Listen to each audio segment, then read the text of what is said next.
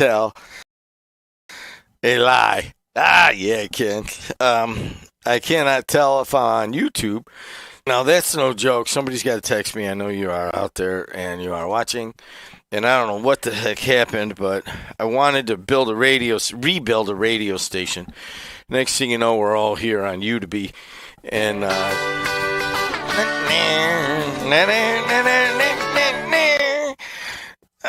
into the line with the Wilburys. I guess that would work. But not right this minute. You know what I mean? I just don't feel it. Let's take a look at traffic. 294 around the city looks pretty good. 80 going east and west looks good to Bishop Foe. Dan Ryan, Skyway Toll Road. Hey, you know what? There is very little stuff out there right now, if that makes any sense. I hear some people been talking me down. Bring up my name and pass it round. They don't mention the happy times. They do their thing and I'll do mine. Hey, that doesn't work back there. That sync doesn't work. Es que fi pala moro noho. All right, look at here. There's zero traffic right now. So go ahead and drive around wherever the hell you want to go. But don't go too fast.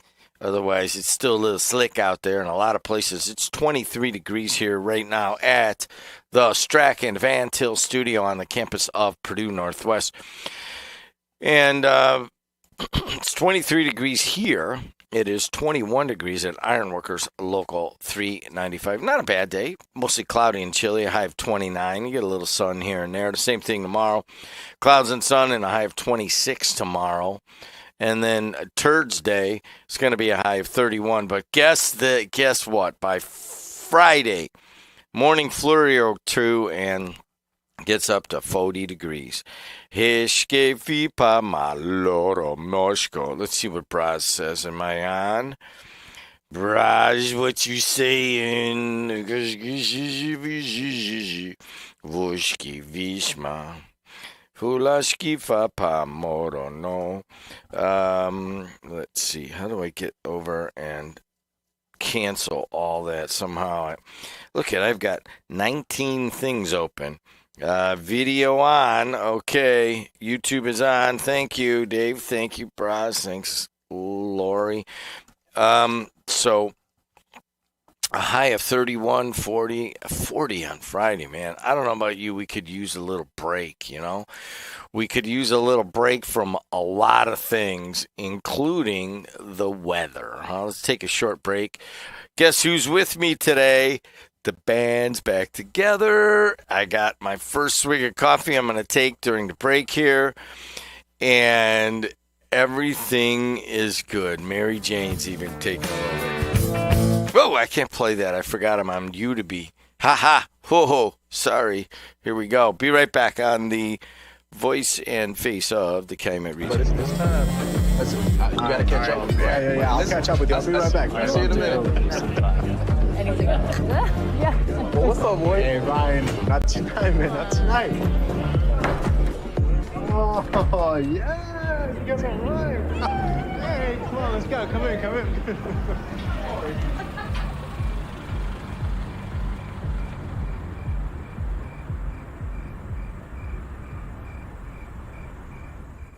Are you searching for a college where you belong? Calumet College of St. Joseph wants to know you and give you the support you need to succeed. Are you worried about how you'll pay for your degree? 95% of our students receive financial aid, including scholarships and grants. Need some extra help with your classes? You'll benefit from our small class sizes, free tutoring, internship planning, faculty mentors, and so much more.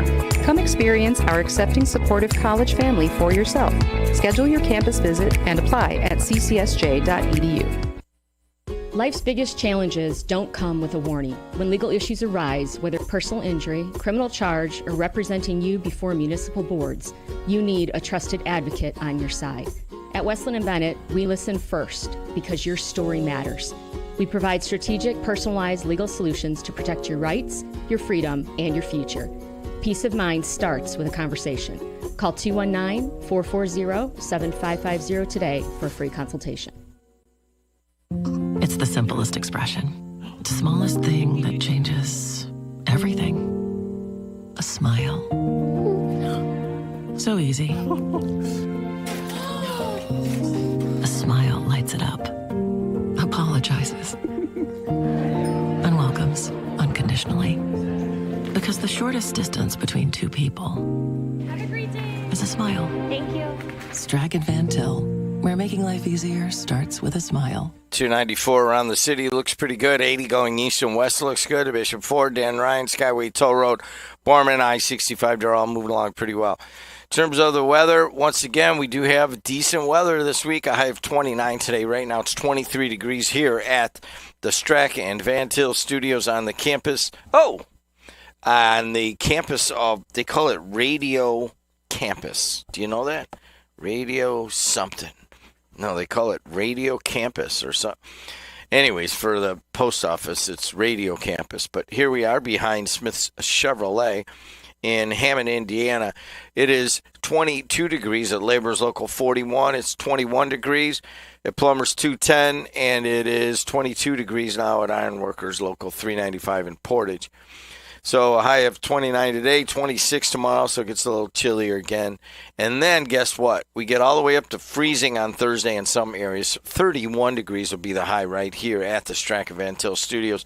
But by Friday, it is a high of 40 degrees. And I don't know about you, I just need that little bit of warmth to just get the rest of that ice that I refuse to take a pick out there and get off of the driveway. And there's a lot going on in the world. I don't know how we're going to handle it. Oh, yeah, I do.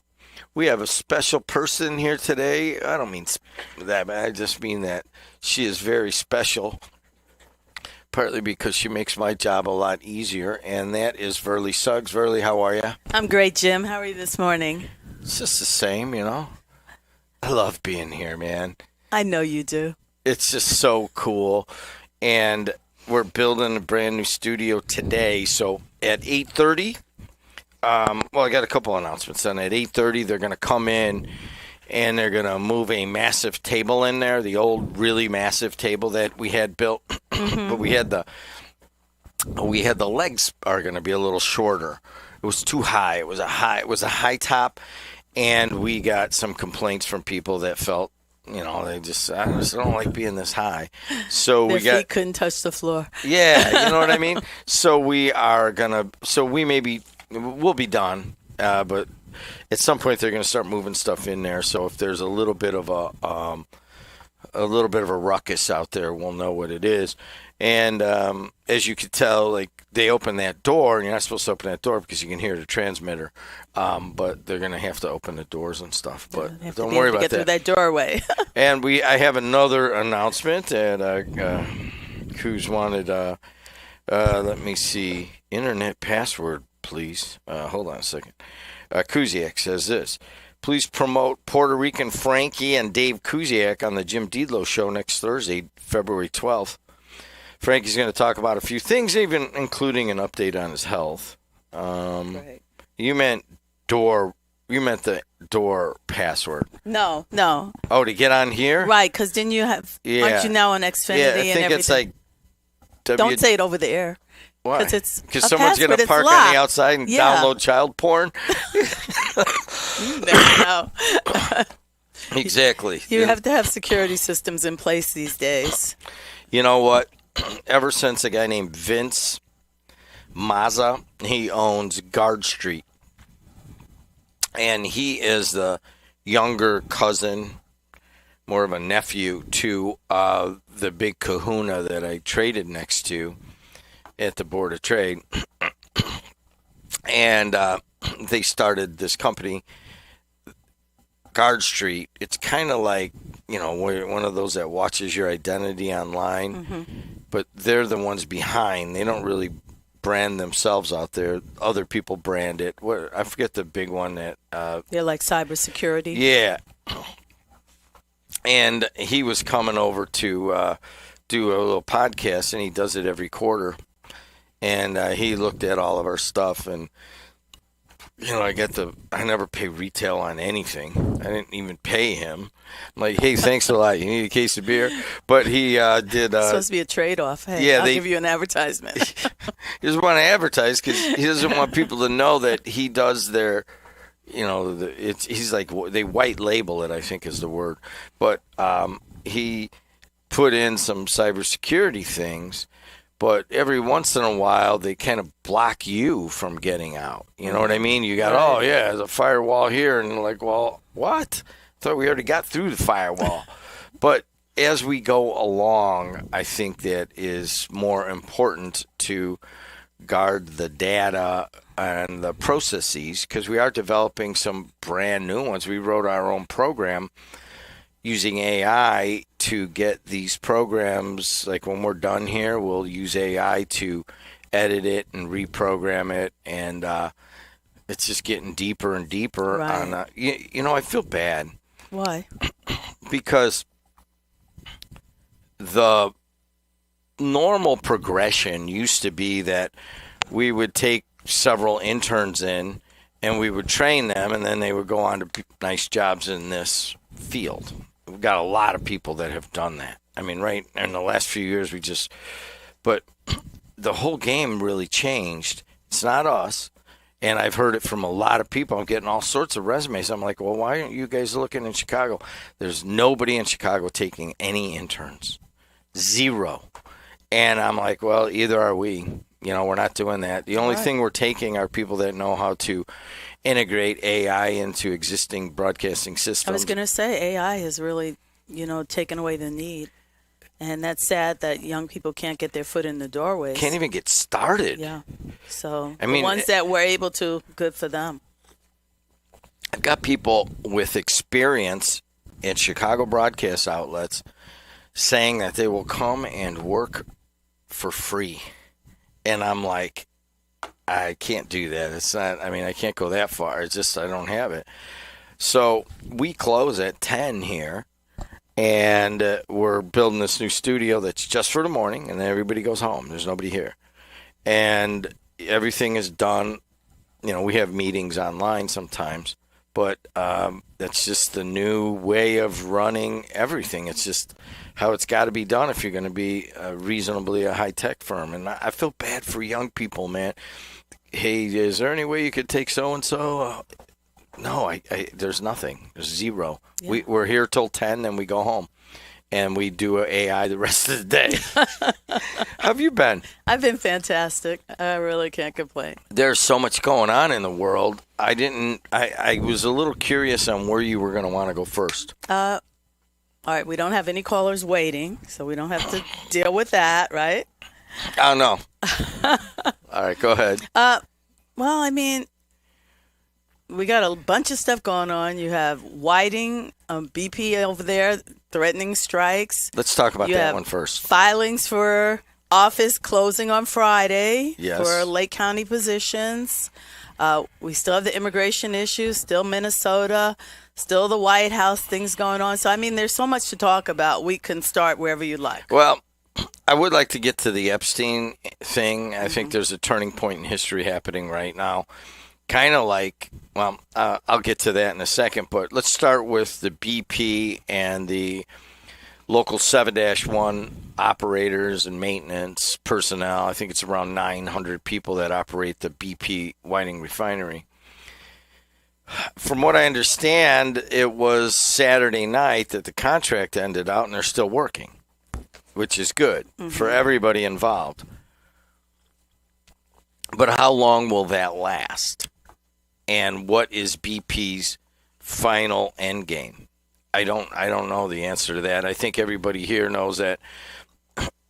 I think there's seven major unions on with me, and I am a union guy. I still consider myself a laborer, and that I've projected when I was in. I don't think a lot of people know this, but in 1984, I wrote a treatise to get out of Berkeley on how the fact that there needed to be something that drew, at least something that drew all the different trade unions together because they're always fighting. And at least I kind of did it 40 years later and building the Heartland Sports Network, because we got 7 kind of disparate trade unions that all have different interests at times, but they all come together around local sports and high school sports. But one of them is not a trade union, and that is Local 7-1.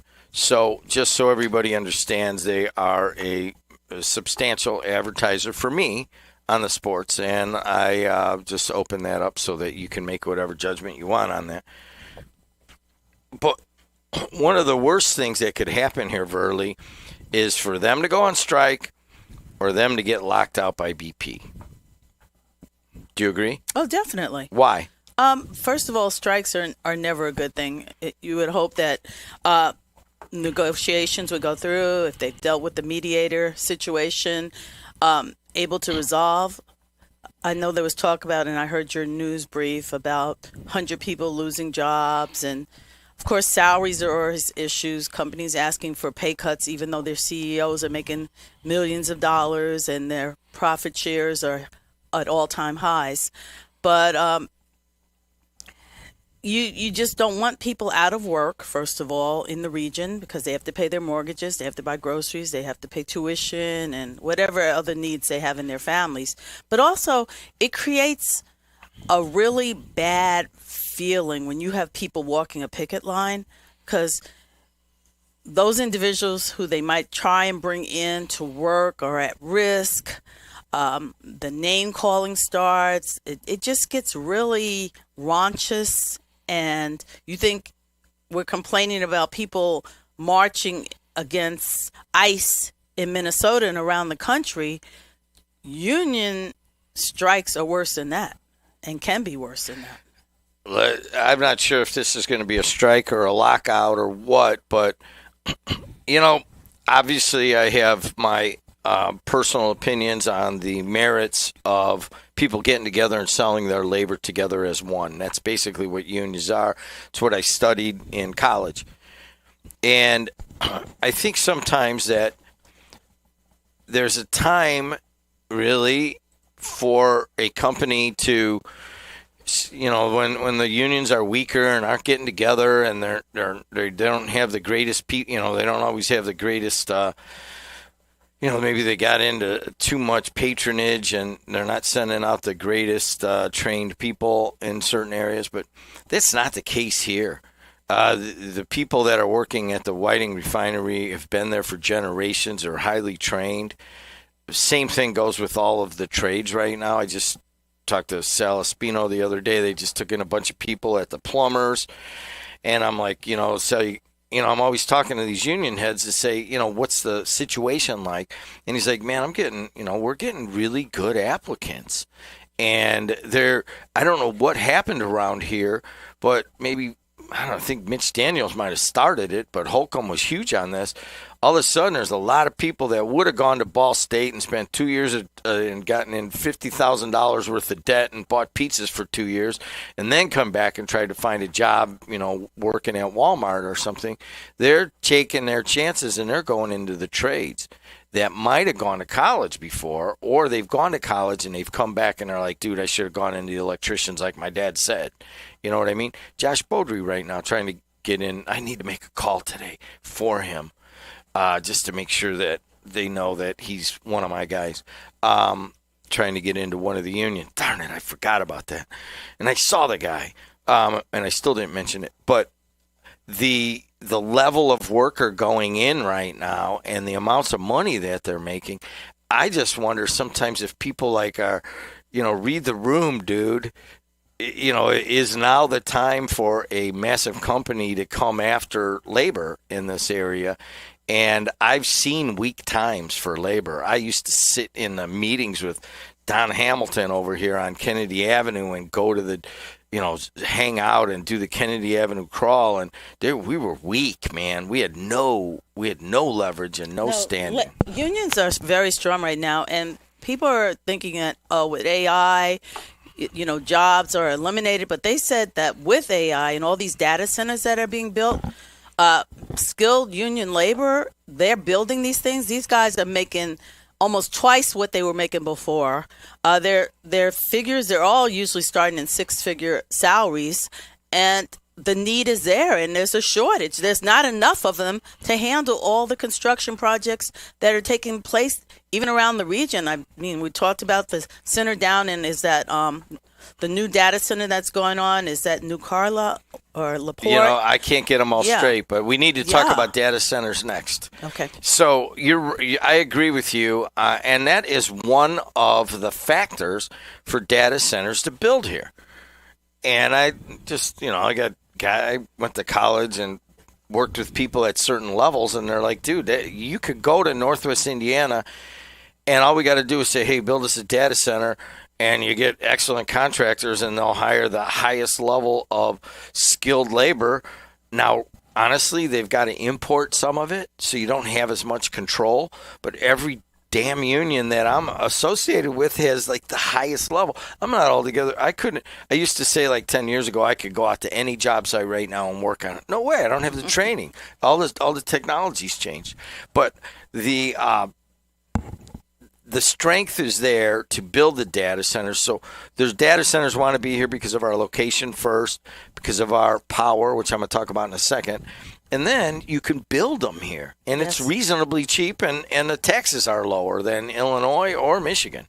So it's all setting up for a lot of that coming here. So with that, I interviewed yesterday afternoon, and when we get here, we're going to play that interview. It was a 15-minute interview with Vince Parisi. You know who that is? The president and COO of NIPSCO. So because he came after your husband left. Right. No. I saw that you sent me the message that I didn't know if you were interviewing him ahead of time or if he was coming on today. No, if just so you guys know anymore, I do a lot of interviews in the afternoons, and I do them like they do on CNN or Fox or wherever. I do them on Riverside, and I do them from either my house or yesterday I went and interviewed Dan Repay over at the Little Cal, and then I have a little place I do it at home. So I think that he took Mike Hooper's place. Yes, he did. He did. And so I didn't really know the guy, but so they did it on they wanted to do it like a community programming initiative, and they paid me to do it, which I do all the time for people. All you got to do is say, hey, Jeb, we want you to tell our story. Here's, the normal rate, and we will do it. So he did talk about the data centers a little bit. So when we play that, you'll be able to get in there. But did he talk about the main thing that citizens in the region are complaining about? Yes. And that's going to be most important to play. Yes. And Adriana and the NIPSCO PR people, and they worked that out. So I'm guessing that when Adriana gets here, she will play that. And I'm guessing probably in the 7:15 range is my point. Is when I would say. So if you want to hear that with Vince Parisi, so it was let's play it interesting. at 7:45, and that way I can go ahead and leave and make it to my legacy meeting. I think we're contracted. Oh, is it 7:15? I don't know. Okay, no worries. They got a deal. Okay. I said, here's what I mean. In those situations, it's best if I go, hey, listen, I'll do the interview. What are the storylines that you want to tell because you're paying, but I don't have anything to do with that other part. And it just works out better that way. So Adriana takes, the money and all that stuff. So the main issue is the high winter heating bills. And evidently there's some sort of rally or something tomorrow. And, I'm like, all right, well, good, because I don't know what the issues are. And you need to tell me. So I went into it kind of raw. On purpose. I knew a little bit, like I know that people are angry. I know that the price of gas is up. I know that people are, I don't know about you. I'm turning my heat down in the middle of the day, and I'm not heating that 2/3 of this building because I couldn't afford it, right? This is a 5,600 square foot building. We're heating about 1,800 square feet. We got 3 furnaces. So I'm only doing this because it just wouldn't pay. And there are a lot of people in those situations. But he went and broke it down and said, this is why it's so high right now. I don't think it's going to, I think a lot of people are just so angry it's not going to matter. But at least they went out and broke it down. That corporate communication, whether you agree with them or not, is how that should be done. I haven't heard from BP. I email and say, hey, why don't you guys come on and tell me what's going on? They can't. Nothing. They shouldn't. They not when you're in the middle of negotiations. They should not do that. During negotiations, I think it's important that every entity these days tells their own story. Right, but you tell it to the employees. I don't think during collective bargaining it's a good idea. I think to communicate with the employees is important. The unions communicate and give their side. Companies send their little emails and give their side of what we're offering, and the union's turning it down. And so they're all in the PR, but it's with the internal part. If it ends up going on strike, then yeah, of course you want the public to be on your side, whichever side you're on. And so I think for outside of labor negotiations, I think that it's become more important for companies, trade unions, foundations to have a proactive method of trying to tell their stories. A lot of them try to do it through their Facebook pages and all that. And you got to have a comprehensive way of telling your story. Otherwise, other people will tell your story for you. Now, if you're really big and you don't really care, you just don't care, you're making so much money, it doesn't matter.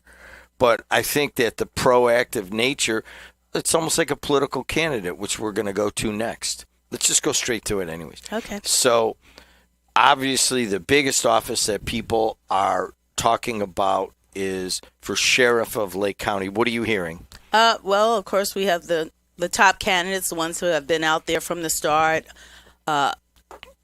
Jerry Williams, Flores, Gore. Those are the three main candidates in my book.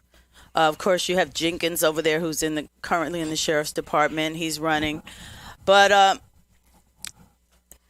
it's going to be real interesting to see how this plays out because you have the different camps that are supporting the different candidates. All right, who's McDermott with? Gore. Do you find that surprising? No, not at all. Why not? Jason Gore is an ATF guy, Hammond guy, so that maybe has a big factor. He actually grew up right by City Hall over there. Mm-hmm. McDermott has sided with him. Why are you not surprised? I'm not surprised. From what I hear, from what we hear. From the mayor deciding not to run for sheriff, not to run for Lake County prosecutor, just figures, he just had to figure that he was going to support a candidate that he felt best aligned with him. And so it's no surprise there who he would support. I didn't see him coming out for Flores. I definitely didn't see him coming out for Jerry Williams or for Jenkins. Jerry Williams has a nice office there at 4th and Broadway. Sheriff's for whatever. Have you seen it? You're talking about Attorney Drake's office right there in the corner of 4th and Broadway. That it's kind of like the Mervan had his office there as well. Ron Madlock actually brokered that deal for Mervan and recognized how important that corner was. Putting your signs there. It's a very busy corner, and a lot of the people in the city and coming in and out of the city get to see that corner. So Attorney Drake is very happy to have people using the building for their headquarters and also putting their signage up on his building. I don't know how much longer that building's going to be there because I think it's part of the revitalization of the city, and future plans may be to actually demolish it. But while it's there, take advantage. That might be a news story that we weren't supposed to talk about. Who knows? I did not know that. And I go downtown a lot to downtown Gary, and that is a perpetual political signage area right there. So you've got Jason Gore. Special candidates. He's not going to just let anybody put their sign up there. He's going to... Attorney Drake is going to vet whose signage goes up there. If he's not supporting the person, their sign's not going on his building. Jerry Williams comes out of the Indiana State Police, and if you've gone to any sort of function in the last year and a half, you saw not only Jerry Williams, but his major handler, Roy Dominguez, a former sheriff. Yes. What do you make of that couple? Well, Sheriff Dominguez knows what it takes to be a sheriff. He was in that office, and he's pretty good about vetting candidates as well and who he supports. And he's been out there right from the start. Before a political season even started, they were out there shaking hands and making introductions. So he was just at the NAACP event, and they're front and center. And, it's no surprise that he's supporting Jerry Williams because he feels he's the best choice.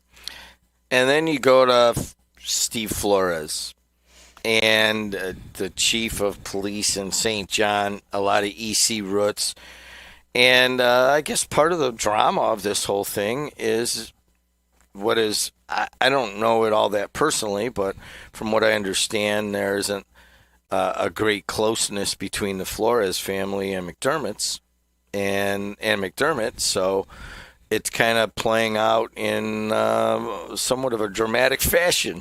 Well, if you had asked me maybe a year or so ago, I would have thought that Flores would have been a front runner, but now I don't see him as one. Why not? I don't know. And you say ties to East Chicago. Of course, his father was the former chief of police in East Chicago. Well-respected individual, truly. I don't know that tie is beneficial. I mean, he was hired in St. John to be the police chief, but does he have crossover appeal? I don't know.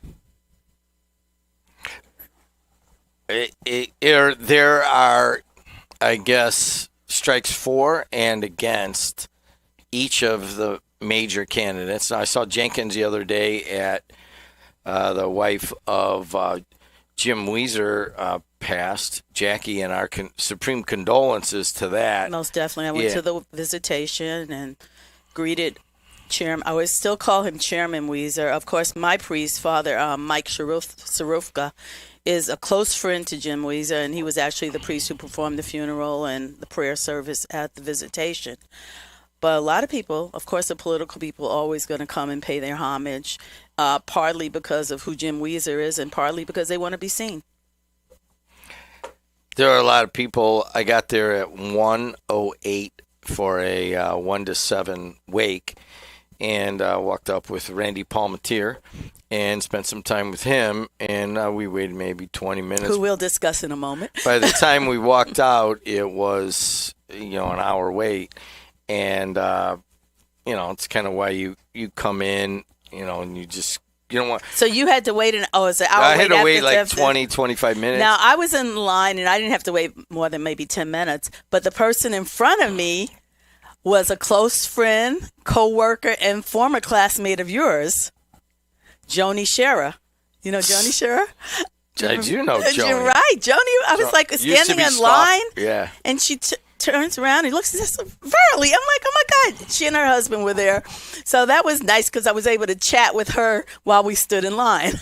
And she is good friends with Jackie and Jim Weezer. Yes. So, yeah. The former Joni Stauffer, her brother Jeff, was a big Pepsi guy. Hey, take a short break, and then we'll talk. We'll take your phone calls, all that. 219-845-1100. Hey, who's ready for a... Are you sausage curious? Who's ready for a Polish? Big Frank Sausage has the very best Polish food in the region. You had a mouthful of Big Frank sausage? We have a full bar, dine-in, carry-out, delivery, and catering available. I've had a mouthful of Big Frank sausage. I've got a mouthful of Big Frank sausage. 219-378-9556. Smacznego i na zdrowie. Who's ready for a Polish? High school basketball postseason is here, with the girls starting February 3rd and boys March 3rd. Be on every game for as low as $1,500. Sponsor local. Reach millions. Visit heartlandsportsnet.com today for more information. St. Nicholas Byzantine Catholic Church, located at 8103 Columbia Avenue in Munster, celebrates Divine Liturgy every Sunday at 9:30 a.m. We are Eastern Rite Catholics in union with the Pope, the Bishop of Rome. All Catholics who celebrate Divine Liturgy or Mass with us fulfill their Holy Day and Sunday obligations as they do in their own churches. Join us in person this coming Sunday to find out the beauty of a Byzantine Catholic Divine Liturgy at St. Nicholas Church. For over 100 years, Roofers Local 26 has been keeping Northwest Indiana dry and safe. Since 1919, our highly trained members have built a reputation for skills, safety, and reliability. With a 4-year apprenticeship and certifications in OSHA safety, first aid, and CPR, we deliver quality you can trust. When you need roofing done right, choose Roofers Local 26, protecting what matters most for over a century. For more information, visit www.roofers26.com. AM 1230, WJOB 104.7 FM, the voice and face of the Calumet region. I'm Jim Dedelow, and she is Verly Suggs. We appreciate you guys joining us, and we could take your phone calls at 219-845-1100. We kind of haven't gotten to the juicy part of things that are going on in America, and we will do that shortly. But let's take a look at weather. Looks better than it has. I mean, we were talking minus numbers just about every day for 10 days, and that is not the case this week. Today, mostly cloudy and chilly. Right now, it's 23 degrees here at the Strachan Van Til Studios. Radio Center, that's what they call it. Radio Center in Hammond, Indiana, kitty corner from the largest Y in the world, and underneath a 400-foot tower. And it is 22 degrees at Carpenter, Central Midwest Carpenters along I-65 in Merrillville. And then it is 21 degrees at Laborers Local 41 in Munster. 29 is your high today, 26 tomorrow.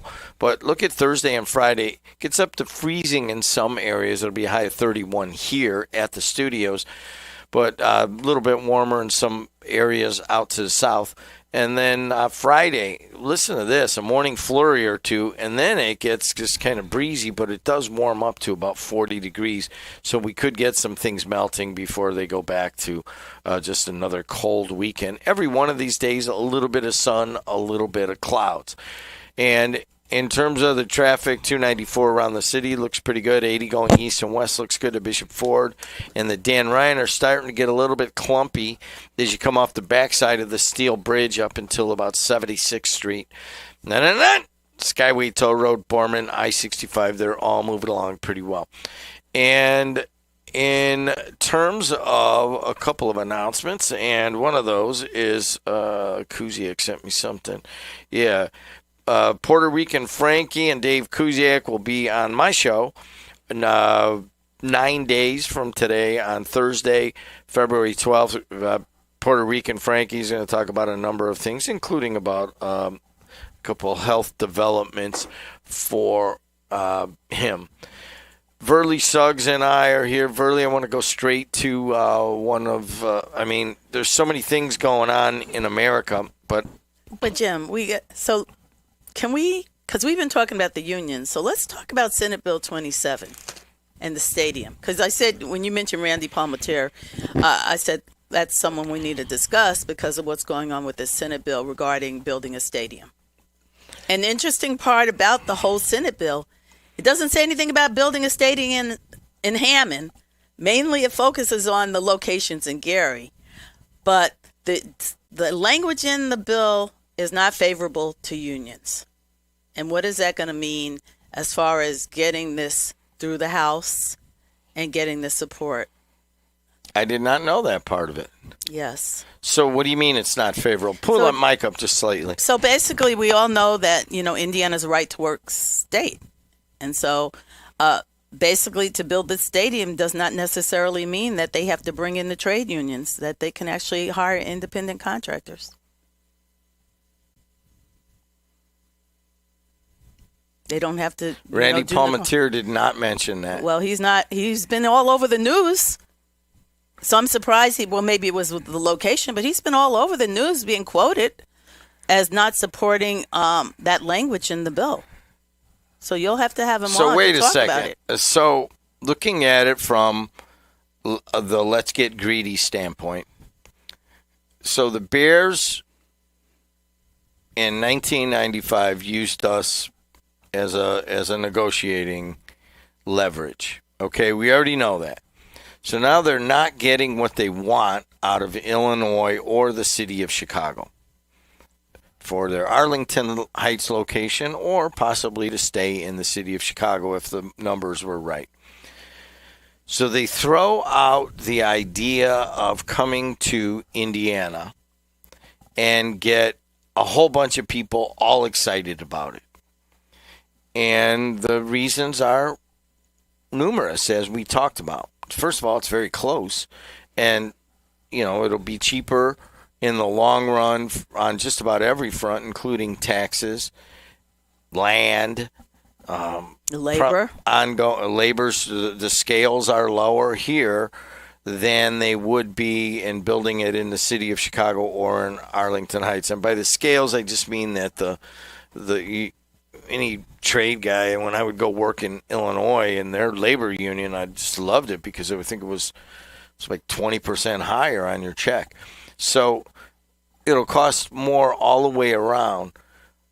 But there's no way that the Bears are pushing to be able to build their studio or their stadium non-union. Well, here's the thing. It's not the Bears building it.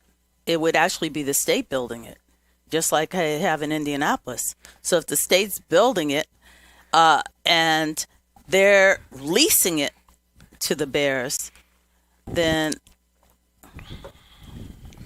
and the interesting part about it is all these people who are so anti-Democrat, these legislators are Republicans that are pushing this as far as, leaving out the language of inclusivity for unions. So when you think that the Republicans have your back, not necessarily so. Well, you've made it like you expected, I would expect, to bring a political element to it. But there are a lot of political legislators that have pushed this bill forward. There are a lot of Republican legislators who have consistently backed the trade unions. So then why do we have right to work in the state of Indiana? I mean, up here. Yeah, I'm not talking about up here. I'm talking about statewide, because up here is not enough. We just had 3 of them from up here that voted in favor of redistricting. So I don't know, the favorability directed toward the trades if, they were pushing something like that forward. And this passed with, I think, only 2 people dissenting. I don't know. I mean, just from, you're talking about a $2 billion stadium, right? I don't even know of a non-union contractor that I could think of that could get that done. And I can't imagine that they would come into Gary or Hammond and try. I mean, I know that BP's trying to do it, and I think that needs to be highlighted on what BP is trying to do on terms of bringing in non-union contractors. And I think these things have operated in the shadows. But on this one, I don't know. I guess I would have to look at it. But on its surface, I would be like, there's no possible way that an actual non-union contractor would be able to find all the tradespeople needed. No, I don't think they mean using only non-union. I think they want to be able to use both. Kind of like BP is doing. Sort of like with a hybrid, yeah. Yeah, like BP has done with some of their. Right. We all know that there's not enough non-union. It's just like there's not a whole lot of independent truck drivers. Most truck drivers are protected under the Teamsters or, some other entity. So I don't think they mean to, to exclude the unions, but I don't think the unions are very happy with the language in this Senate bill. Going back to the BP thing, going after, basically going after Local 7-1 for what their 7-1 is saying is cuts and, taking over some of the jobs and that kind of thing. It's just, I wonder if if that is the right move at this point in history, as we are trying to push, as the state is trying to push people into the trades and not go to college and trying to push them into the trades at the same time, they would, basically allow a non-union built studio. It makes absolutely no sense to me. I can't even see how that would be a line of reasoning. Well, didn't the state take away collective bargaining for teachers? I mean, they have done things in the past to prevent unions from actually negotiating contracts. The state or the general energy is not for pushing young people to go in and join the teachers union and become a teacher. There's definitely a huge push to they need them to become teachers, but there's also a huge push to get charter schools and give people the vouchers so they can go to private schools. For? Yeah, but they're not in unions. Right. So, but there's actually the general push of saying to people, hey, listen, especially around here, is you don't have to go to college. You could go into a trade union. I mean, that's pretty accepted by all of the different energies. And nobody's saying that is not the case.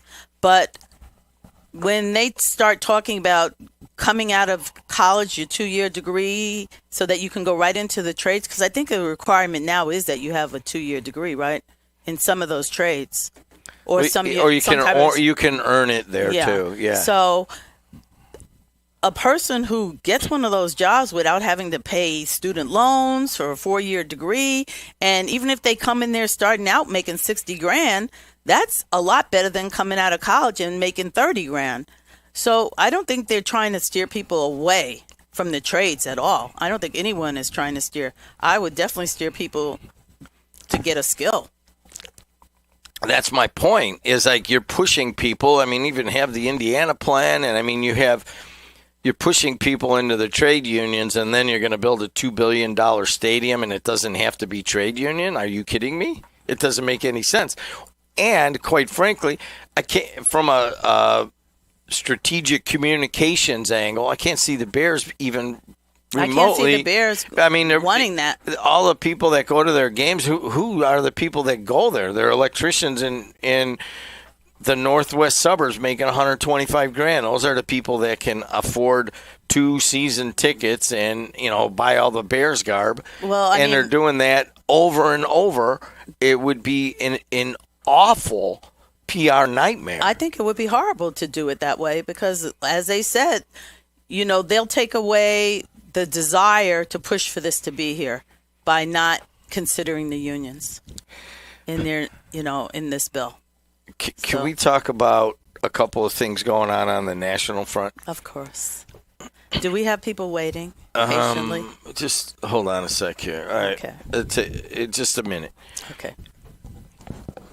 I don't know where we're at right now as a country, and it gets very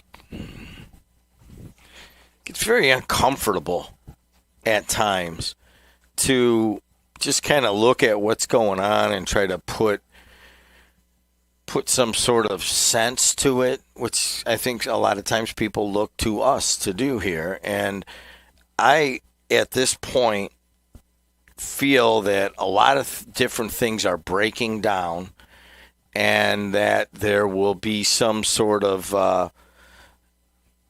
kind of either cataclysmic event or some sort of new order that has to come to kind of break up the disharmony that is mostly in the disharmony in the world that is led by the United States of America. Now, I know a lot of people are just pointing to Trump, and I don't think that's a symptom of underlying disease that's going on.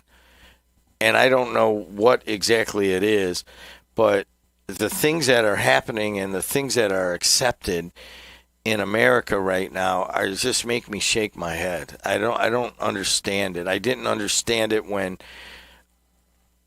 there was like the political correctness was needed, and if you said something wrong and you would get swept away by wokeness, and I certainly don't understand it right now with what's going on in Minneapolis, the seemingly corrupt things that we're accepting.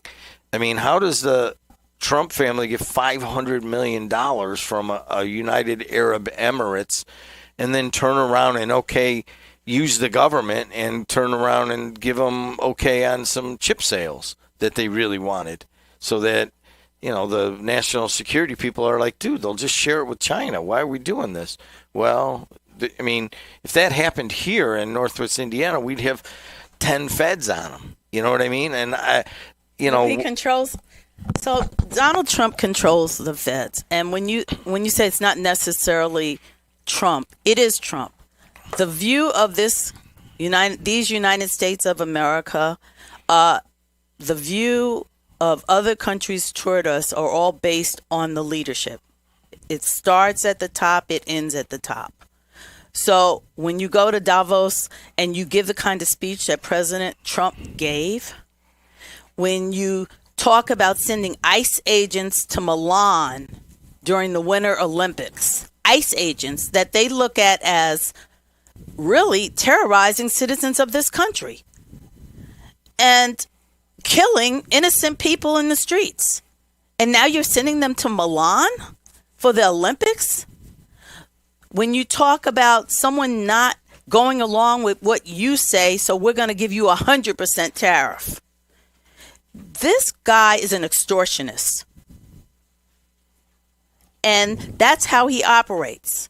He thinks everything is the art of the deal.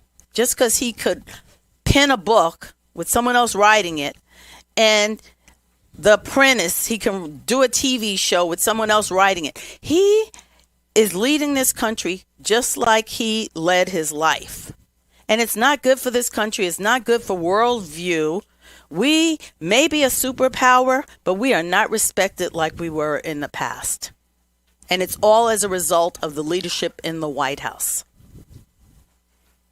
I don't believe that. Okay. I mean, I think that you and I have been talking for so long, and that we have disagreed on where to shine the light at times.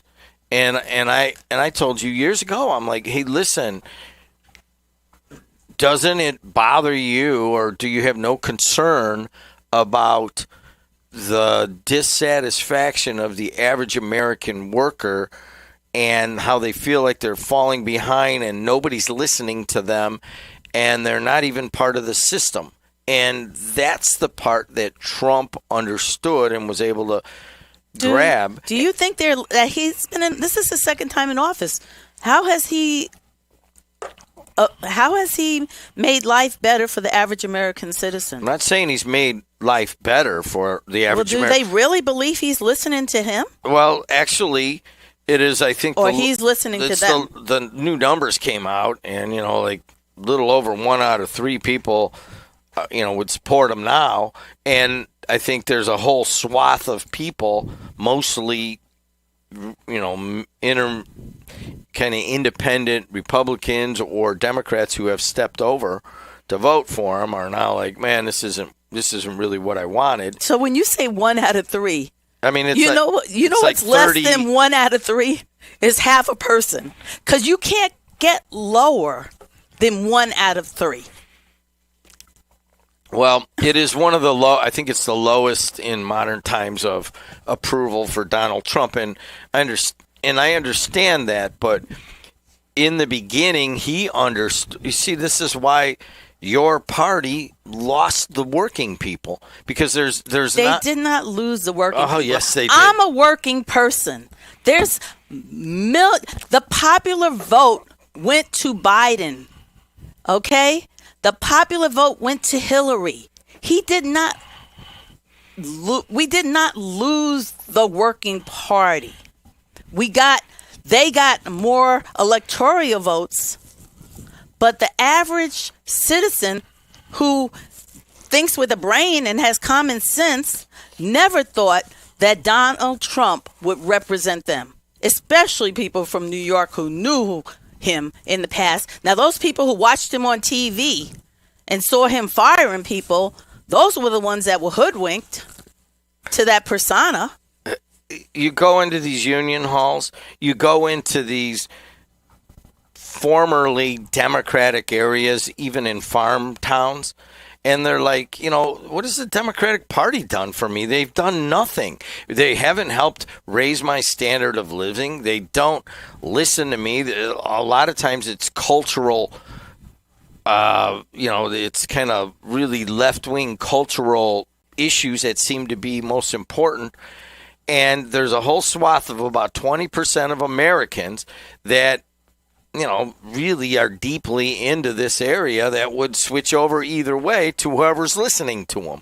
And that was my point to you years ago. And those are the same people whining about NIPSCO bills, right? Yeah. I mean, and I'm going to use the term whining, but complaining. Yeah, okay, NIPSCO bills went up. Okay. Some of the same people that call this station work for NIPSCO. My husband worked for NIPSCO. My daughter works for NIPSCO. So understandably, people are complaining about those bills. All right. But these are the same people who are working people. And Donald Trump is the same man who's been in office for 2 years now. OK, so he is the president of the United States. All right. And you might be able to get gas for 50 cents cheaper than when Biden was in office, but your groceries are 100% higher. And I mean 100% higher. Because something you might have, I shop for a soup kitchen, so something I might have been able to get a number 10 can for $6 now costs me $12. So prices have gone up. I don't know how they can say the quality of life has improved under his leadership, because it really hasn't, Jim. I am not arguing that. I mean, Trump, I thought, would be like Obama, and I thought Obama didn't do a great job in his first 4 years and kind of didn't head all the House and the Senate and couldn't get anything done. He did a well enough job to get elected the second time. He ran against a very second-level candidate. He won, but in his second term, I'm like, wow, this guy's not a bad president. He knows how to engineer and execute. Whether you agree with him politically, he has learned how to manage well. Donald Trump did not win his second election. He won his third election. So I don't see. I mean, what I saw yesterday, in the same day, it came out that Trump and the Trump and Lutnick and what was the Warnock kids got $500 million, and then short time later they okay the chip sales, right?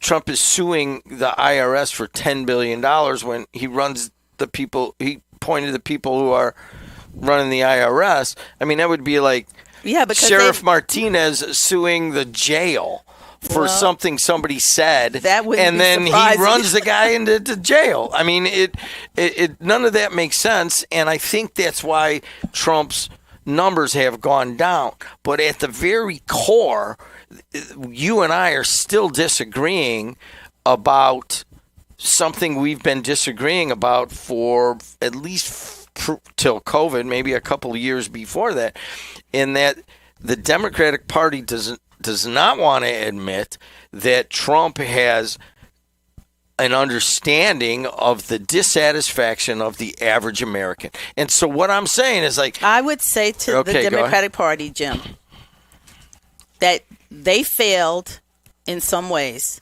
that they could have done it better.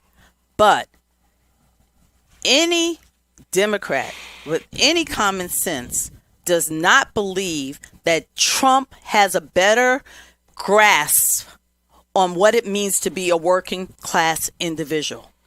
No one in the Democratic Party would believe that, because they just know that Donald Trump is good at making people believe what he wants them to believe. He's an excellent convincer of things that are not true. And there's a bunch of people out there who would believe anything he says, even if it's not true. Democrats have not lost sight of that. We know we don't have to lie to win an election. We will stand on what we believe and suffer the consequence rather than lie just to get elected. I understand all of that, and I understand the lying, and I was excited that Trump was coming in and going to shake everything up. And the first day he starts lying and has been lying ever since. And I get it. And that's it wasn't the first day, Jim. It was the first time he walked came down an escalator and shared that he was running for office. He didn't just start lying when he got in office. He lied to get in office. Okay, so my point is, and you are proving my point, and I listen to Democratic leaders, and I don't hear a message that would ring true, maybe until recently, on the affordability issue. They finally got it. There's an issue that rings with people. They can't pay it's either heat or my cholesterol medication, right? That's what it's coming down to for a lot of people. And those people over the last 10 years have gone to Trump that are just kind of on the middle and just want to pay their stuff. And he's in office right now when they can't afford their cholesterol medicine or heat. Now is the time for people like you, in my mind, and Jim Weezer, and I tell him this, I'm like, what are you guys waiting for? When is there going to be an understanding that Trump got it right and that people are upset?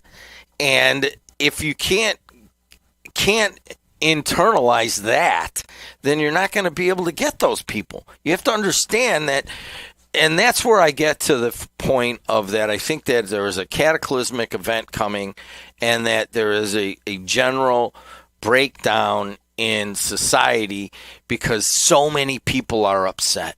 I mean, even this NIPSCO thing that they're having a rally tomorrow, we're going to play that. What time? 7:15? 7:30? All right, so we, in a little bit we're going to play the NIPSCO interview. I mean, that's just emblematic of how upset people are.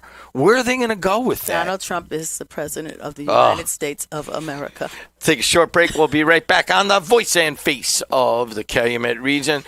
Central Midwest Carpenters, doing it since the 1800s. For over 140 years, the Central Midwest Carpenters have built our communities in Northwest Indiana. Are you ready to join the effort? We have long-term work, competitive pay, and the best benefits in the industry. We pride ourselves on innovative training and commitment to worksite safety. Earn as you learn as an apprentice. A solid career built on a solid legacy. For more info, go to carpenters.com.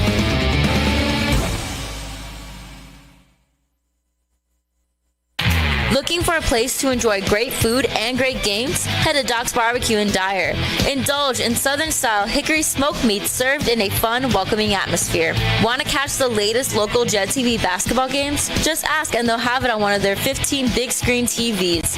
Whether you're here for the food, the fun, or the hoops, Doc's has something for everyone. Stop by Doc's Smokehouse on Calumet Avenue in Dyer, where flavor and sports come together.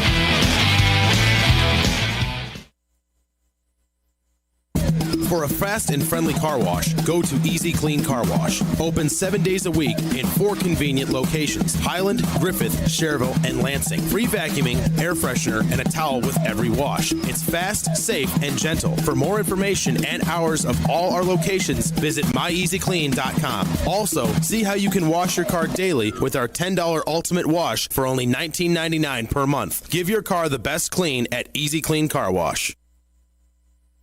Tell the folks where they can find the French Room. Fridays, 3 to 5 Central. And where can they listen? On WJOB, AM 1230, 104.7 FM. I believe those are the radio people. Who the hell's that? I have no idea. But you could listen worldwide on TuneIn.com or watch on JetTV.com. Get your Jet TV, the French Room. With Marla Kubik. Variety, sometimes at its finest.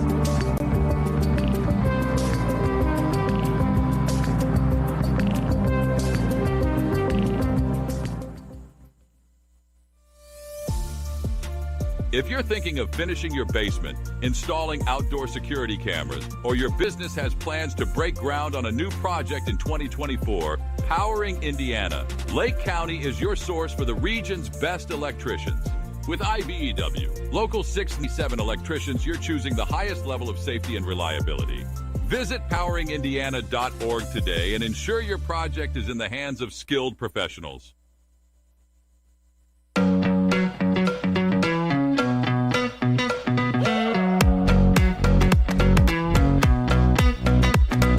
Some of the questions you guys have been having, and we're going to get right to it with.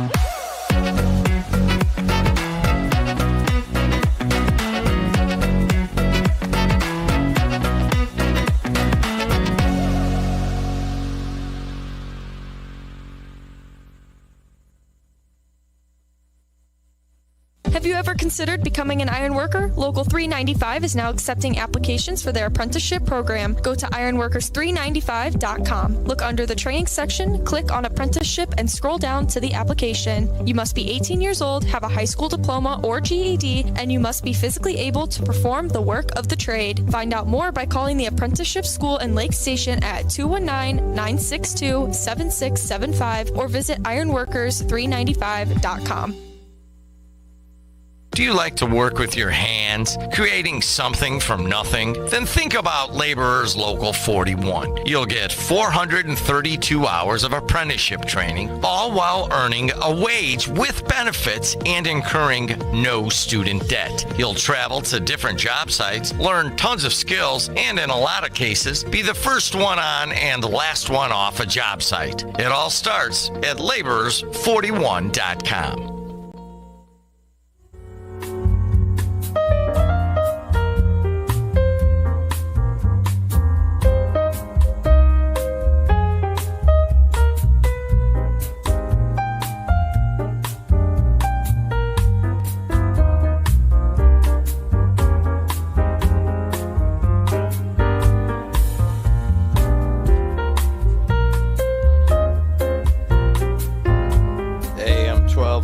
WJOB. How is everybody? It's a beautiful Tuesday morning. Verley and I are here. I feel bad about not taking some of the phone calls, so we will open up the lines now at 219-845-1100. But first of all, I want to take a look at traffic. 294 around the city looks pretty good. 80 going east and west looks good. The Bishop Ford into the Dan Ryan starting to clump up, but not, it's actually lighter than normal. If you're sitting there, it won't feel like it at first, but believe me, it's certainly been worse. The Skyway Toll Road, Borman, I-65, they've all been moving along pretty well. In terms of what's on the weather, I have 29 today. Right now it's 23 degrees at Local 7-1 in front of the BP Whiting Refinery, and it is going to be a high of 26 on Wednesday, and then a high of 31 on Thursday, and by Friday, yes, we are talking about a high of 40 degrees. Verley Suggs and I talking about a lot of different things going on around the Calumet region. I had to fix this camera. What's that? You guys get this camera angle until I fix this one. All right. And she's Adriana Alvarez runs the podcast network, set up an interview of Vince Parisi, the president of NIPSCO, that I did, and she will play that probably the end of this segment. And when we'll play it so you can leave, right? We will play it at the end, and we'll play it like at 7:45. And in terms of some of the topics that we're going through, why don't we just go to the phone lines, and then we'll circle around on some of those. 219-845-1100. Hey, you are on the air. How are you? Morning, Jimmy. Hey, David. How are you? Hanging in, amongst other things. Trying to navigate the craziness that is life these days. What do you mean, the craziness that is life? The news about the ICE protest. You're IU winning the college football championship. Yeah, there's college football. Yeah, when IU wins, it's like it's a good point. It's like I think the universe has flipped completely on its head, and now I'm hoping God can kind of atone a little bit and give Purdue a men's basketball championship this year. I mean, come on. They're ranked 12th now. They lost 3 in a row, and they're all the way down to 12. Oh, they won the other day, but they just beat Maryland's not very good, but. I agree with Maryland's crawling around like a turtle right now. Yeah, so when IU goes undefeated, yes. And so hold on a second. Let me stop you right there. David, you've shared with us your concerns about monies that are being put into, programs that support people with disabilities. And you've also shared with us your general concern about the craziness in America. Where does that leave you feeling? Let's put it this way. It tends to mess with my sleep sometimes. Well, I mean, that's very candid of you. Anything else you got, David? And so, speaking of which, you have a chance to listen to that CD I gave you when I was down in Indiana for your uncle's funeral? No, I have not listened to it yet, but I promise I will listen to it tomorrow, which is supposed to be my day off, okay? Well, just a little bit of a thought on this, too. I'm actually now with the band that made that CD. All right. As their percussionist. As a percussionist. You're like Dave Nozick. And also kind of like the transcriber of the lyrics as we're kind of brainstorming our songs. All right, man. Thanks a lot, David. Listen to it tomorrow. 219-845-1100. Hey, you are on the air. Hi, Jed. Hi, Burley. Good morning. How you doing, Dave? Good. I just wanted to tell you both are right. Burley, you're right about the Electoral College and the popular vote, but what we have experienced in this country, that doesn't mean a whole lot other than locally, right? Hillary Clinton technically lost the election by 85,000 votes. If you go to the top 5 battleground states and add that up, it comes out to about 85,000. And Jed, you're also right about middle-class workers feeling they were abandoned by the Democratic Party. I'm out in the mills and all of these machine shops every day. And these, at one time, were diehard Democrats. And I walk through these shops now, and all you see is Trump stickers. And that really makes me think about how did the Democratic Party get here, right? And it's important because they really need to snap out of it. Of course, we live Lake County. We live in a somewhat of a Democratic enclave, right? So we're used to it. But nationally, there's a tremendous amount of outside influence. And I talked to these men and women, and they felt they were abandoned. And I don't get too deep into that because we're working, but they actually initiated a lot. But I think you're both right. The Republican Party will never want to abandon the Electoral College because that's how the last few presidents have been determined by that. You can go all the way back to Trump and Gore in Florida, that mess and the whole dangling chads and all that, and Florida swung it, right? All right, let's go to this. You can see it now. Hold on, Dave. Let Verly talk. So, Dave, you Sure. talk about, you go in these places and you talk, and the people talk to you. This morning, as I sat on the corner of Melton Road and I-65, waiting to get on the highway to make that left turn, I looked at the light of all the the line of cars that were waiting on 65 north to turn to go to U.S. Steel.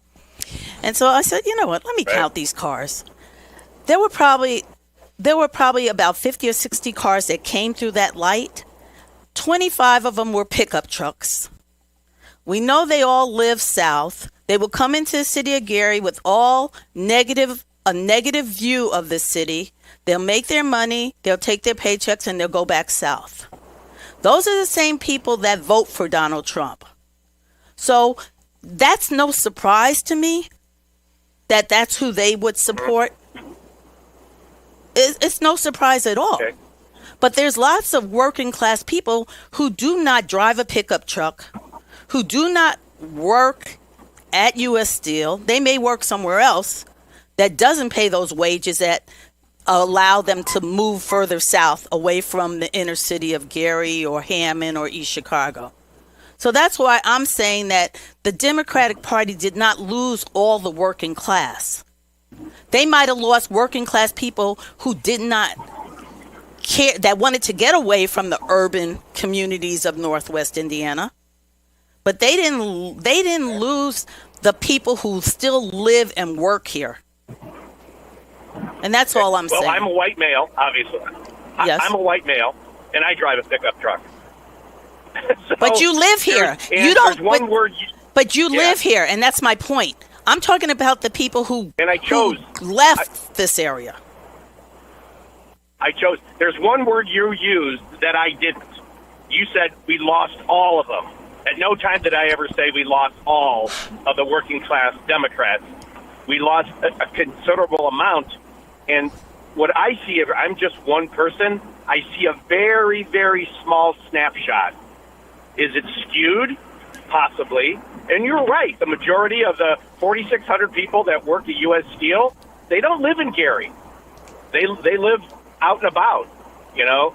When in its heyday in 1977, when it was 34,000 people working there, the majority lived in,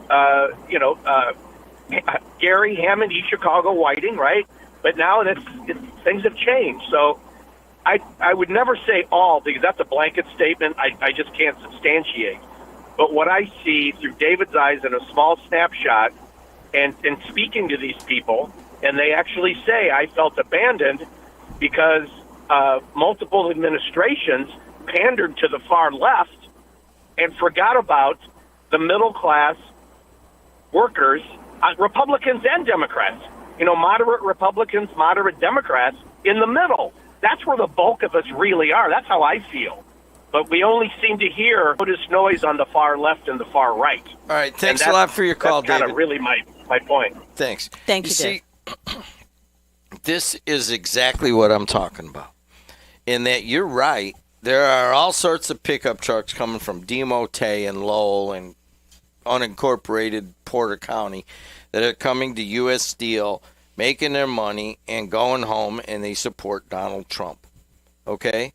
And that in many of these trade unions, it's a majority that voted for Donald Trump. And what I'm saying to you is Trump understood how dissatisfied a lot of people in America were. Now, I remember in the beginning you said that you don't need a cross or something. You just put a Donald Trump sign in your front yard. And there is certainly a racism element to, the whole that people feel that speaks for their feelings on the Trump speaks for that side of them. But I think what's more important is the economic interest in that. It just yesterday I couldn't believe $500 million to the Trump family from the United Arab Emirates, and at the same day he's going to sue the people that work for him for $10 billion. And really it's a money grab that leaves the average American out and leaves less money for the average American. And why can't your party verbalize that and get people to understand that the MAGA side of things is doesn't always align with their economic interest. Instead, your party is like out here on doing like social causes and putting up a guy who is obviously too old to run for president, and quite frankly has relegated itself to the elitism of the cities and of universities. Well, actually, Kamala ran for president, not Biden. Not in the beginning. Right, but he pulled out because he did recognize that there were some issues after a debate. Weekend at Bernie's for too long. But there were too many people who would not vote for Kamala. And a lot of it was based on the fact of her race. So a lot of the reason why Kamala did not win was based on her race. We're not talking about Kamala. But you just said we put up a guy that was too old. We put up, in this last election, it was not Biden, it was Kamala. Okay, in the beginning it was Biden. There was an attempt but in to the put end, him it was Kamala. My point is about, and I think it's finally coming to me, in that, I'm like, well, why is it Democratic?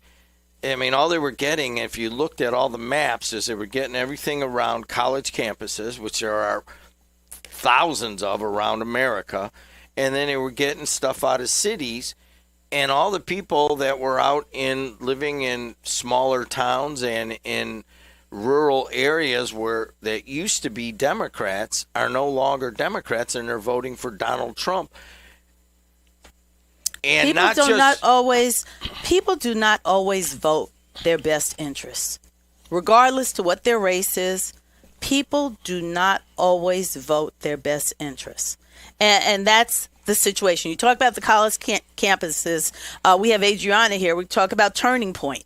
Turning Point is putting on their own halftime show for Super Bowl Sunday because they want to show that reflects the values of Americans.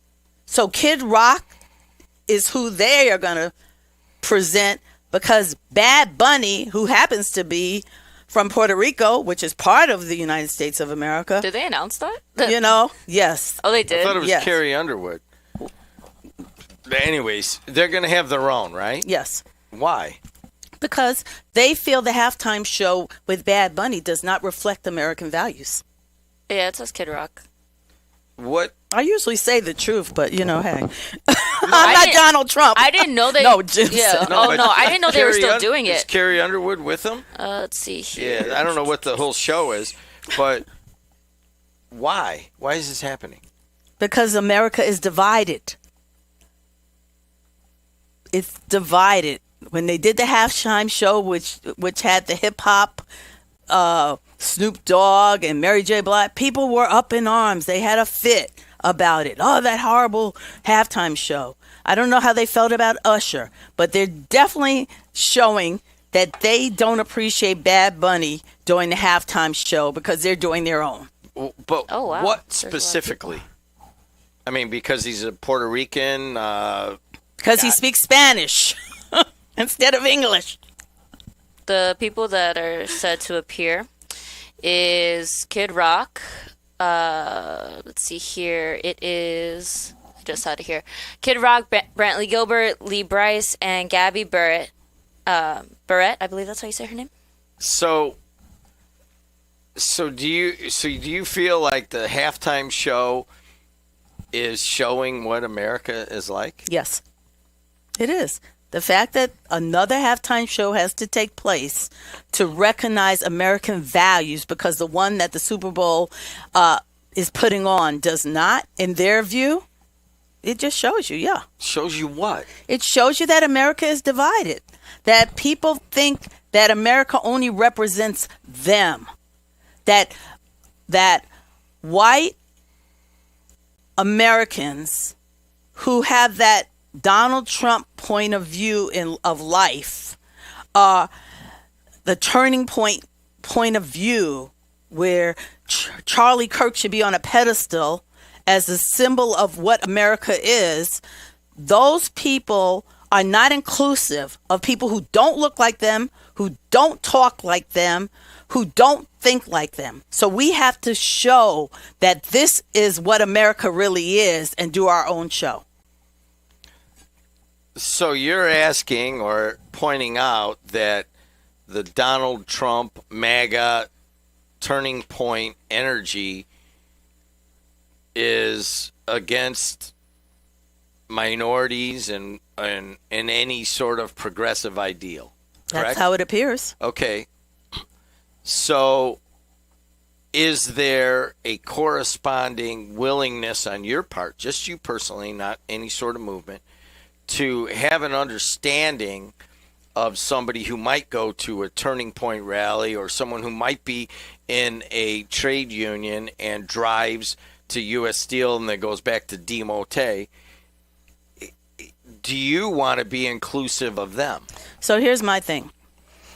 If you drive a pickup and you come into U.S. Steel to work, then my advice to you is not to just come there to work, but to recognize that you are coming into the city of Gary to work. So don't look at Gary as just your place to, and I'll use that term that you guys like to use. It begins with a P-I. on.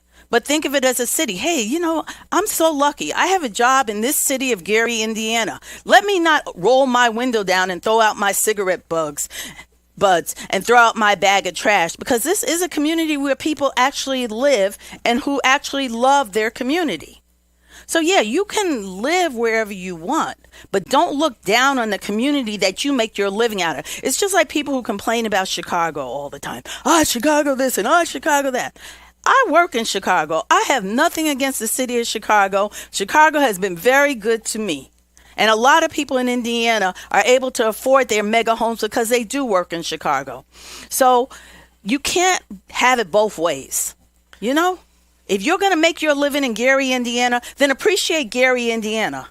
Because Garyites, people who actually live in Gary, are the ones that smell the natural gas smell when you get off 65, that actually see the smoke clogging up their airways, that actually see the soot on the courthouse and city hall that U.S. Steel has produced over these 100 years, that actually breathe the air that causes emphysema and asthma and all the things. So appreciate the fact that you're taking home 6 figures to DeMont, Lowell, or wherever you live, and that those people still live in that community. That's all I'm saying. She's Verly Suggs. We're going to take a short break, catch up. We'll be right back on the voice and face of the Calumet region. Teen parents face overwhelming challenges, but with the right support, they can build bright futures for themselves and their children. Mental Health America's ETAP program provides education, mentorship, and resources to help young parents graduate. Right now, your donation goes twice as far. Thanks to a generous match, every dollar given up to $30,000 is doubled, but only until March 31st. Scan the QR code, visit mhanwi.org, or mail your check to ETAP Match today. Before Notre Dame Federal Credit Union, we were being charged various maintenance fees and various check writing fees for all of our accounts. And with Notre Dame, we don't have that. We have that true community partnership. We get interest based on all of our parish and school accounts, and the interest rate is really second to none.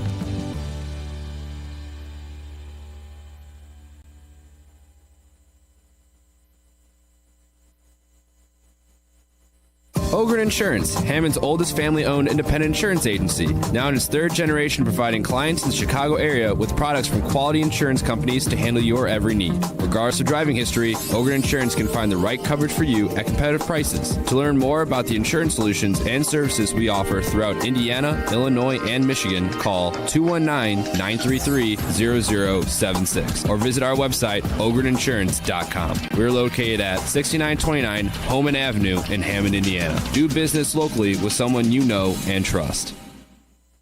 IBEW Local 697 electrical contractors bring the highest standard of electrical work to Lake County homes, schools, and businesses. From everyday fixes to once-in-a-lifetime builds, we don't just get the job done, we get it done right and up to the highest safety standards. When you need electrical work, hire the professionals who power Indiana. Powering Indiana, Lake County, bringing excellence to the job, creating a brighter future for our community.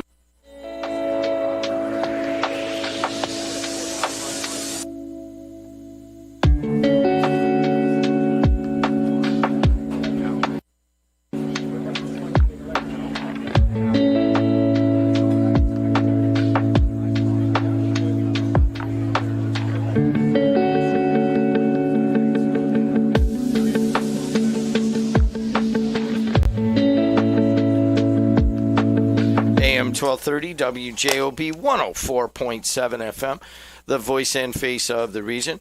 We have an interview with Vince Parisi, the COO and president of NIPSCO, and he's going to explain some of the rate increases, or not rate increases, but some of your high heating bills, and he's also going to talk about the data centers. I did that interview yesterday, like 4:30. And we'll play that so Verly can leave and go to a legacy meeting. Yes.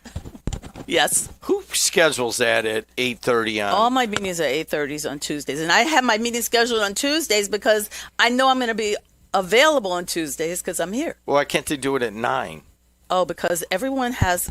I sit on a board with CEOs and presidents and all kinds of high-powered people that have to get off to do their jobs. Well, what about so like the president regular... of Methodist Hospital or the chief executive officer of the South Shore Visitors Bureau, Phil, or any of those people have to get off to do their regular jobs and all their things that they're responsible for. So we can't just sit around in meetings in the middle of the day. What about average Americans that are listening to this and watching this? Well, they get to see me until 7:50. Hey, let's take a look. Can you put the traffic up real quick? Yes, I can. 294 around the city looks pretty good. 80 going east and west looks good. The Bishop Ford up the gutter of the Southland is pretty good till you get to the merge right there with the Dan Ryan, and then it's actually pretty bad all the way up.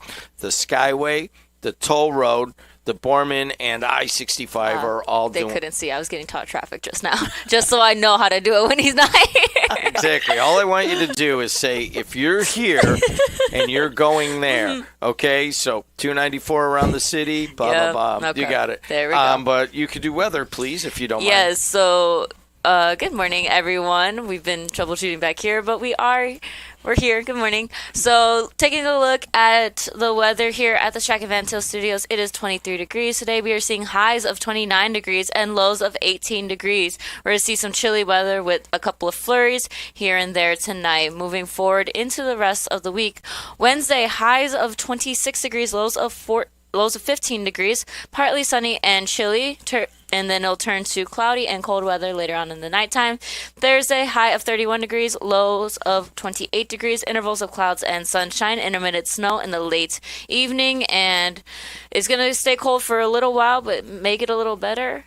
High of 40 on Friday, which is kind of cool. We were told 6 more weeks of winter, but then we're told somewhere else. Nope. Yeah, they had 2 groundhogs, so now we have 2 points of view.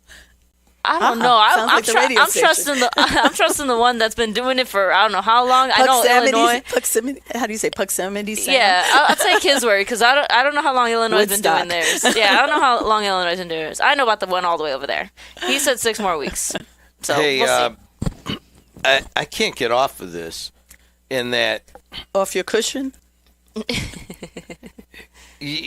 Let's just take some phone calls. A lot of people have been waiting. 219-845-1100. Let's go to the phone lines. Hey, you are on the air. Hi, how are you? Good. Stop the world. I want to get off. Why? This is nuts. Why? Open up the newspaper. Go online. You'll see why. But I'm going to get off the topic completely. I'm going to say to every parent out there to watch where your kids are going on the internet. We lost a 17-year-old girl from Fisher, Indiana. Yes. Who was playing games.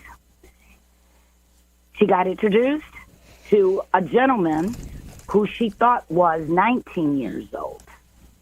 He picked her up. She's been gone for almost a month. They did their work, and they found the gentleman, who I said was 39 years old, from Ohio. He talked this girl. She was vulnerable. This is what happens to these kids nowadays. They're going on this internet, which I don't condemn at all. But we've got to watch our kids now. There's too many kids that are getting kidnapped or taken in another direction. And it doesn't necessarily mean that they're having problems at home. But parents have got to open their eyes and see what these kids are doing, because we lost a beautiful 17-year-old girl from Fisher, Indiana. But as you go through the internet, there's a lot of this going on. And it's got to be stopped somewhere, and it has to start from the home. I hope that Haley will rest in peace, and I pray that her family will continue to get better at this. It's just so heartbreaking. Well, not only young people, though, because Savannah Guthrie's mother, 84 years old, was taken from her home and is still missing. So it's not just youth, it's adults as well you have to be careful about. Right. But I don't think her case had anything to do with online activity. But then again, she was asleep. They got into her home. And you just have to be so careful. Yes. And it's the parents, you've got to start doing this kind of stuff. Because if not, your child could be the next. They're very vulnerable kids these days. They want to listen to what anyone will tell them because they're missing something, or they've just fallen into that category of, okay, you're my friend. Now they're going to find out how many more girls this gentleman, I'm not going to say gentleman, this asshole has harmed for how long. Yes. That's just my message. It just breaks my heart. Maybe because it hit close to home. But the parents, you guys got to do something. You got to look at your kids. You got to see what they're doing. Most definitely. I had 3 granddaughters in Fisher and 2 grandsons, so definitely it hits close to home. Haley Haley Busby. You're talking about Haley Busby. Yes. Right? Yes. You know, I just want to throw that out there because it just, you don't understand it until it actually happens to you, I guess. She lived in my daughter's in the neighborhood there, and she's beautiful. And it just, these kids, I don't know. I'm just so confused today. You know, even with Savannah's mom, why? I mean, maybe that's my problem. I ask why. And there's no answers, guys. Right. All right, thanks for the phone call. We just have to watch what we have. Most definitely. All right, can you bring up the Savannah Guthrie story, and I'll talk about Haley. The body of a missing Fisher's teenager was found in Central Ohio. February yesterday, they found the body of 17-year-old Haley Busby, and the defense attorney said he anticipates a homicide charge coming. The Columbus Police Department confirmed that additional charges, blah, blah, blah. Now, a guy named Thomas is the last name of Ohio, is charged with pandering sexually oriented material involving a minor and tampering with evidence.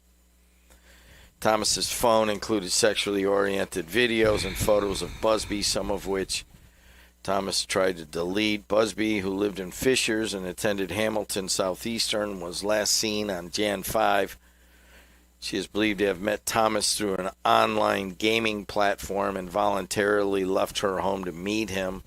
Police in the Indianapolis suburbs said a vehicle in the area at the time Busby left her home was traced back to Thomas.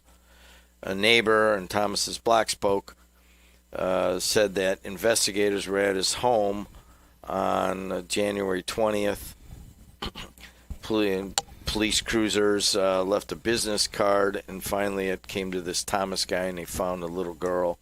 And she met him online, went with him, and her body was found in Central Ohio. Adriana, what do you think about this? It's a really sad story, but it's something that happens more often than you think. And that's the scary part. Right. What about young women? I mean, what's the thinking that would let someone to come out of their house and go get in a car with some individual she does not know? See, I don't want to say it's hard because I see it in just different people, and it's also what they've been exposed to. So there are some individuals that they hear that and they think, oh, I would never do that. I would never get into a car with somebody I don't know. Then there's other people that they're like, well, I do that all the time when I do the ride share. So I do Uber, when I do Lyft, I get in a car with strangers all the time. So it doesn't really, what's the difference? So it's just how you're exposed, and also just your basis of survival instincts in that sense. But I don't want to use that as an excuse, because sometimes even if you have the greatest of survival instincts, it could still happen. Mm-hmm. What do you think? No, I mean, it's sad, and it happens all the time in this human trafficking, where young girls answer the internet and end up being sex slaves in some trap house, on the west side or wherever. And so, yeah, it's sad that we've had callers calling the station some years ago talking about one of the callers, his niece was missing. She got involved with somebody on the internet. Sometimes the stories end out well and they end up getting the person back, and sometimes they don't end up like this story. They end up very sad, and it's very tragic for the individual to have gone through that and for her family to have to deal with it. So you have granddaughters down in that area, right? I have a granddaughter right at Fisher High School. Yeah. So yeah. This is all over the place. It's on the front page of the Indy Star right now. I mean, it's an Indiana story. And Yeah. So another Indiana story I wanted to hit on real quick. I'm going to leave shortly. 13-year-old boy was killed in Hobart at the BMX track. What is it called? Steel Wheels. Yeah, go to Region News Source. Paul Goddard did a really good job on that. Yeah, that's really sad because you think, you're going for a fun day of activity and that BMX racing, and sadly, that is so tragic. I mean, it was just kind of a freak thing. And tell us about Savannah Guthrie. Savannah Guthrie, her mother, Nancy, is missing. She's been missing since February 1st, had dinner with the older daughter and went home and hasn't been seen since. Authorities believe she might have been taken from her bed. They do believe it is foul play, and they're really concerned. They said she has limited mobility, she needs medication, and she's been without it these past couple of days, and just can't imagine. They're hoping that neighbors who have Ring cameras were able to capture something on that. It's in the Tucson area of Arizona where this happened. So, I mean, one of the theories, was that it was random and that there's some sort of kind of whack job out there of some sort. Some folks are thinking maybe it was some related to public issues and politics. And that's what I would be concerned about as well. That it had something to do with her daughter's views, being a newswoman. We know that there is a lot of negativity directed to people who are covering the news. Look what happened with Don Lemon and others who are trying to report the news, and they've been targeted. And I'm prayerful that her mother was not a victim of a target to get back at her daughter. Tell us about Don Lemon. Don Lemon recently, the Justice Department came after him, not even at the event where he was actually covering the story of a protest at a church, I would say a MAGA church that was supporting ICE in Minnesota. He was there to cover the story, and then they came after him and his First Amendment right to... it was long after the actual They came long coverage, after right? it. Yeah, I believe he was in L.A. at the time when they came after and arrested him for, I don't know if it's obstruction or what the actual charges will turn out to be, but of course he's going to be fighting that. Well, I mean, this is part of the reason that the approval rating of Donald Trump is at a historic low for all presidents, in that it's like, what? I mean, if he was there pushing people around or whatever, but to go after, I think it's weeks later, right, and kind of like as a distraction from some of the other issues, and people just get tired of that.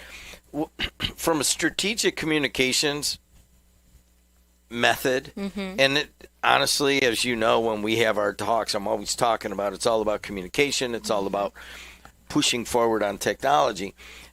I honestly believe that the methods that were employed by Donald Trump and his teams in his first term and all the way through the Biden terms were actually pretty sound communication methods of being able to get his message out, whether you extremely disagreed with it or not. But he had very solid social media. He recognized that. He got into the medium very early. But I think that what has happened is that things have evolved, and that now there are communities, independent communities, that the methods that he had at one point were using for basically taking Roy Cohn's methods and putting them into modern social media. They don't work anymore. No, they don't work at all. They don't Just work like how we anymore. started out with done. Twitter What we're finding is that the tried and true methods of communication actually work best, and especially when you're, to me, from a presidential level, it's very important that there be credibility behind what you say and do. And with Donald Trump, I think that is totally lacking. Well, I think that people are recognizing, just simple things for distraction from just a previous topic. And we didn't even get to talk about, the trafficking of young women and the amount of elites that were mentioned in the Epstein files that were released, and the Epstein files that have not been released. And the age of the young girls. We have a few callers. Let's take these callers really quick because they've been waiting patiently, and then I'm going to head out. Okay, let's do it. All right. Hey, you are on the air. Go ahead. Yes, I align with what Dave from Gary said. I'm one of those that voted Democrat my whole life. I voted Obama twice. And when Trump said he would get rid of Trans-Pacific Partnership, and Hillary was for Trans-Pacific Partnership, I had to go with Trump. Now, there's an article now that came out, and anybody can Google it. Trump takes a bow on U.S., Japan. We're making more steel now than Japan. So what Trump did on his first day of office was kept his promise now to the steel workers and got rid of Trans-Pacific Partnership. Jed, in 2012, I was already promoting against Trans-Pacific Partnership in front of U.S. Steel. And this is why these people like me voted Trump. I didn't leave the Democratic Party. They left me. But like Kuziak says, who are we going to vote for Democrat? You got Booty Man out of South Bend, Pete Buttigieg. You got Dracula from California. Myself, I would go either AOC or Pritzker if I was going to vote somebody. All right, man. So Thank you. I appreciate it. We got to go. Hey, 219-845-1100. Hey, you're on the air. Go ahead.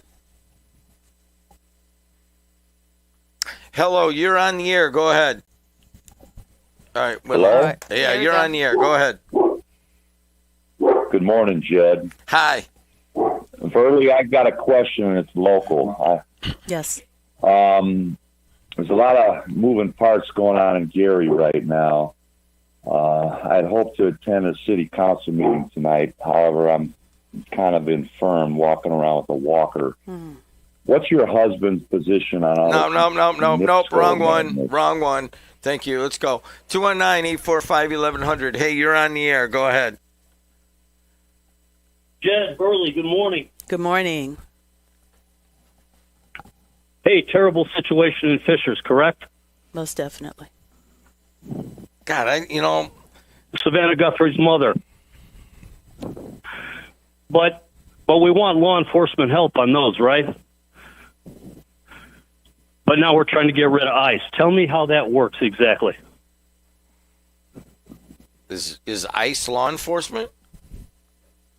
Actually, they're absolutely, it's law enforcement. Customs.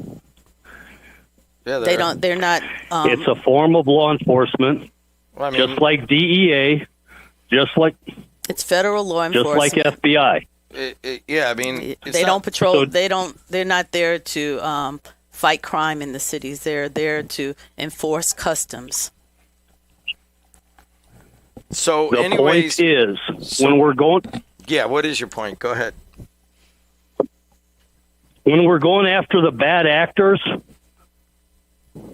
let's get all the law enforcement we can, right? ICE included. No. If there's bad actors at ICE, just like in a lot of career fields, politicians, doctors, so on and so forth, let's get rid of them. But again, if it's a member of your family that's a victim, you want help. But on the other end, you're talking get rid of ICE. You can't have it both ways. Oh, let me tell you something right now. You can have it both ways, okay? You really can have it both ways, okay? ICE is there to do a specific job. Your local police and county sheriffs and state police are there to do a specific job, okay? Just like you have a specific job, they do too, okay? So yes, you can support police. You can actually support customs officials when you come into your country and when others come into your country. Every time you clear customs, you go through customs enforcement, okay? But you can also not approve of people being snatched from their homes, snatched from their cars, snatched from schools, and put in detention centers. So yes, you can have it both ways, but thank you for calling. Hey, thanks a lot. We're going to we got to end it. We're up against the clock. We got a little Cal show after this, and we want to play an interview. Thank you, Verly. Thanks, Jim. Just, if you could hold on for 1 sec. Well, we're going to play an interview I did yesterday with Vince Parisi. He is the president of NIPSCO. It's a paid by NIPSCO. And they want to tell their story about some of the recent rises in winter heating bills and also address some of the data centers. So what I'm going to ask you is to go ahead and hit it.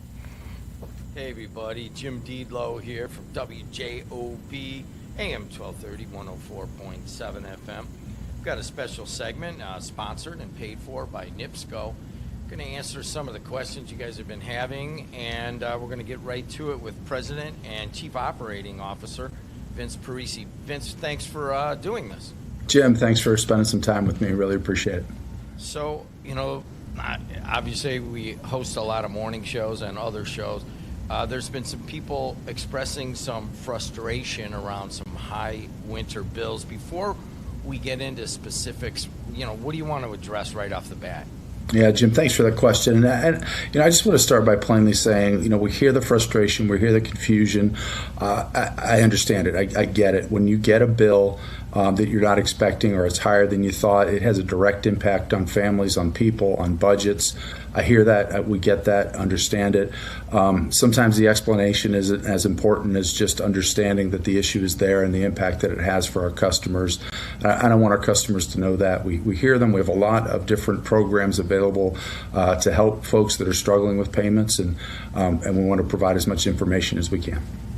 So, all right. So right now, obviously, here I am sitting in my at home. This is kind of how we do it, and many of the people that watch this, they see me doing this on a regular basis. But if I turn to my left, there's a ton of snow, and it's cold out, and it's gray, and for whatever reason, I have a feeling that's been affecting rates. So let's start with gas first, because that's what most people have.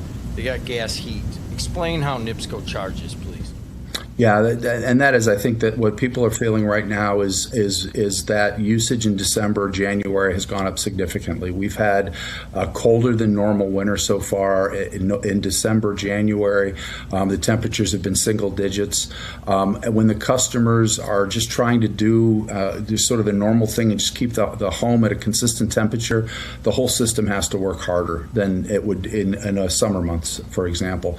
And what our customers are feeling is that additional usage. The price has gone up a bit. We can talk about that a little bit. The bill is really kind of two different components, but it is very sensitive. The bill is very sensitive to how much customers are using, and the more customers use, the more the bill can go up, both from the natural gas side of things as well as what we call the delivery charge.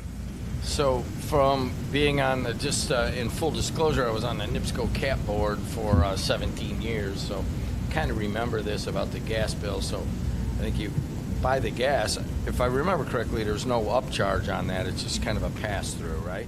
That's right. The gas is the natural gas commodity. The gas, the energy that heats your home, is a straight pass-through. So we'll go out and buy it in the market. We buy it at different points in the market. We try to do what we can to put gas in storage when we find some low opportunities in the summer to buy and put gas in. But it's a straight pass-through. NIPSCO doesn't make anything on that. What we pay for it from the market is what our customers pay for it. So there's that component to their winter heating bill of the gas itself.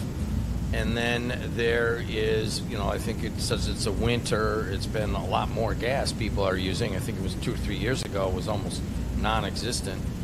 but then you have the delivery charge. Can you explain that? Yeah, and the delivery charge is a little harder for people to understand. People can kind of understand, hey, if I'm using my furnace more, if it's burning more natural gas, I'm probably going to pay more because I'm using more. The delivery charge, and maybe not the greatest name for it, but the delivery charge really makes up the amount that customers pay for the distribution system, the system that we use to ultimately bring that natural gas to customers' home safely and reliably to make sure our customers have the energy they need to keep the house warm.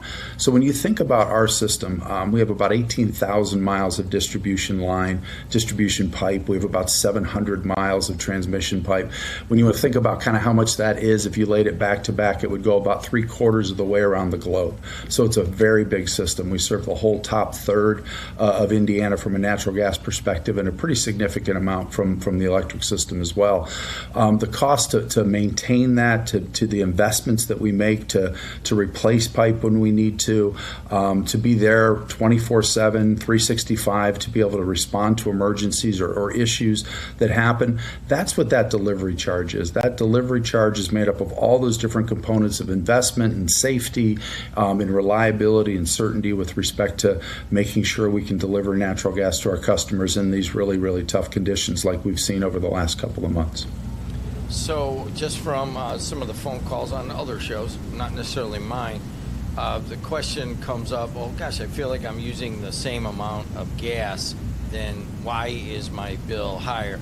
I think in a lot of cases, if it's compared to last year, which was warmer, that may not be the case. But let's just say someone ran it at 70 last year and they're running at 64 this year, and they are able to keep the same amount of gas, but they're still seeing a higher bill. Why is that? Yeah, it's because these are colder than normal conditions, and you made the point, right? Last winter we had really warmer than normal conditions, so the furnace just didn't have to work as much. What happens today, even to keep it at a lower temperature, that furnace is going to be running continuously. Not only will the furnace be running all the time, but the system that ultimately we're utilizing to bring that natural gas is working kind of overtime to ensure that we've got that reliable and safe service. So a customer is feeling like they're doing everything that they can to try to keep that bill manageable, but that system is just working pretty much 24/7, 365, like around the clock, to really ensure that natural gas is there for customers to be safe and warm. And so that's what's happening right now. We have a colder than normal winter. Our gas prices in the market are actually higher than they were last year. You're seeing a higher price of natural gas, more usage. Our distribution, our delivery charge is kind of tied to that usage, and so that delivery charge goes up as well. A little bit difficult to understand all three of those components, but they're all kind of working against customers right now, and that maybe the gas rates are a little higher, using more gas, and then because you're using more gas, there's more usage of the system. So all three of those are working against the average residential or maybe small commercial industrial customer, and that has resulted in some protests. Basically, had one in Hammond, I think, yesterday, and there's one scheduled again out at Maine headquarters in Maryville. What can you say to those customers about the frustration that they're feeling right now? Yeah, and we hear the frustration. We understand that, customers were maybe expecting that higher bill that came in. It has an impact on their budget. I appreciate our customers and their ability to be able to speak their minds, and obviously when they have that frustration, look for answers. That's what we're trying to do, is provide that detail. We are putting more communications out there to try to explain this. We're trying to do things like this to be able to really talk to our customers and try to help them understand why that bill goes up in the winter. I'm thankful that our customers that are coming and speaking out are doing it in a peaceful way. We do appreciate that, and certainly appreciate hopefully all of the assistance that we can provide for our customers. I think that's probably the biggest message I'd like our customers to understand, is there's lots of programs available, whether it's LIHEAP, which is income eligible, but we've got applications open right now. Customers can reach out to get those that assistance. We have special programs for our silver customers. Those are our customers. They're seniors. Our serve customers, if they're active or retired military, they can take advantage of that. We have hardship programs that customers can call and ask about. We can do budget billing, which will kind of flatten that bill out across the 12-month period. We have payment plans available, 3 months, 6 months, 12 months. So a lot of support available, a lot of different ways our customers, if they can reach out, work with our customer care center.